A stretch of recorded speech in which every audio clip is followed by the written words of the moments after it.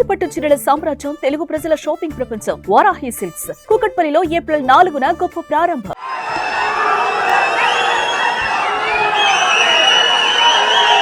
జై తెలుగుదేశం, జై తెలుగుదేశం.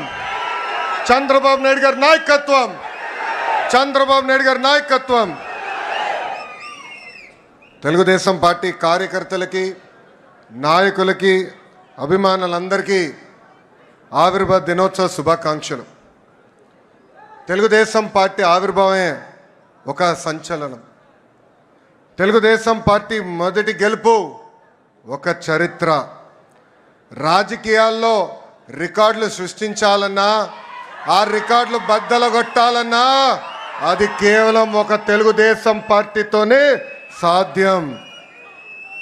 మూడు అక్షరాలు తెలుగు వారి ఆత్మగౌరవం కోసం తొడగొట్టాయి. ఆ మూడు అక్షరాలు తెలుగు ప్రజల గుండె చెప్పుడుగా మారినాయి. అవి మూడు అక్షరాలు కాదు, ఒక ప్రభంజనం. ఆ మూడు అక్షరాలేంటి? ఎన్టీఆర్, విశ్వవిఖ్యాత నట సార్వభౌమ స్వర్గశ్రీ నందమూరి తారక రామారావు గారు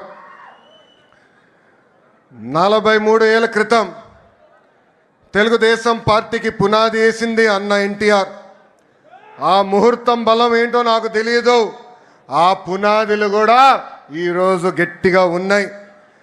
పార్టీ పెట్టిన 9 నెలల అధికారంలోకి వచ్చి తెలుగు వారి సత్తా ఏంటో ఢిల్లీకి తెలియజేసిన వ్యక్తి అన్న ఎన్టీఆర్. 43 ఏళ్ళ ప్రయాణంలో ఎన్నో విజయాలు చూసాం, ఎన్నో సంక్షోభాలు ఎదుర్కొన్నాం. కానీ ఎన్ని కష్టాలు వచ్చినా ఎత్తిన పసుపు జెండా దించకుండా, మడిమ తిప్పకుండా తెలుగుదేశం పార్టీకి కాపలా కాసింది ఈ పసుపు సైన్యం. ప్రత్యర్థులు మీద పడిన, మీసాలు మిలేసి తొడగొట్టిన అంజిరెడ్డి తాతనే మన ధైర్యం. మెడపై కత్తి పెట్టి వాళ్ళ నాయకుడు పేరు చెప్పమంటే జై తెలుగుదేశం, జై చంద్రబాబు అని చెప్పి ప్రాణాలు వదిలిన చంద్రయ్య గారు మన పౌరుషం. కత్తులతో దాడి చేసిన, రక్తం కారుతున్న, ఎన్నికలు అయ్యే వరకు పోలింగ్ బూత్లో కూర్చుని చివరి ఓట్ పడే వరకు అండగా నిలబడిన మంజుల గారే మన దమ్ము. పార్టీకి, ఆ పసుపు జెండాకి కష్టపడిన కార్యకర్తలకి, ఈ పసుపు సైన్యానికి హ్యాట్స్ ఆఫ్. సమాజమే దేవాలయం, ప్రజలే దేవుళ్ళు అన్న ఎన్టీఆర్ అన్నారు. ఆవిర్భావం నుంచి ఇప్పటి వరకు మన అదే స్ఫూర్తితో కలిసికట్టుగా పనిచేస్తున్నాం. దేశానికే సంక్షేమం పరిచయం చేసింది అన్న ఎన్టీఆర్. దేశానికి అభివృద్ధి ఏంటో చేసి చూపించింది మన చంద్రన్న.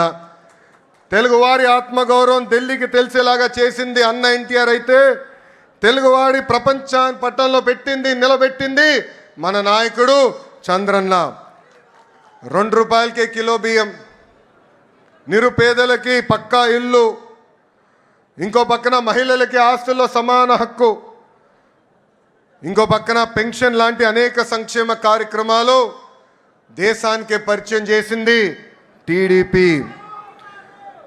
చదువుకున్న యువకులని పెద్ద ఎత్తున రాజకీయాల్లోకి ప్రోత్సహించింది టీడీపీ. పటేల్ పట్వారీ వ్యవస్థని రద్దు చేసింది టీడీపీ. అందెందుకు బీసీలకి ఆర్థికంగా రాజకీయ స్వాతంత్రం కూడా తీసుకొచ్చింది మన టీడీపీ. మనకి గల్లీ పాలిటిక్స్ తెలుసు, ఢిల్లీ పాలిటిక్స్ కూడా తెలుసు. జాతీయ రాజకీయాల్లో సైకిల్ ముద్రనే వేరు. కేంద్ర ప్రభుత్వాల్ని శాసించే అవకాశం వచ్చినా ఎప్పుడు రాష్ట్ర ప్రయోజనాలు మేరకు మనం పనిచేశాం. ఏనాడు స్వార్థంతో పదవులు మనం అడగలేదు. రాష్ట్ర ప్రయోజనాలే ముందు పెట్టి నడిపించిన పార్టీ తెలుగుదేశం పార్టీ.